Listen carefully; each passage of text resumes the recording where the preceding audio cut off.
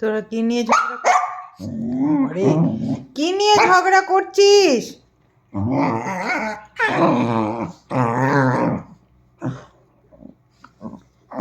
তোরা কি 100 দিনের কাজ নিয়ে ঝগড়া করছিস? হ্যাঁ, কি নিয়ে ঝগড়া করছিস?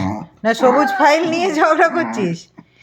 ল্যাপটপটা আজকে ল্যাপটপ নিয়ে করছিস না, কালকে সবুজ ফাইল নিয়ে করেছিস। কোথায় আছে, বার কর ল্যাপটপ।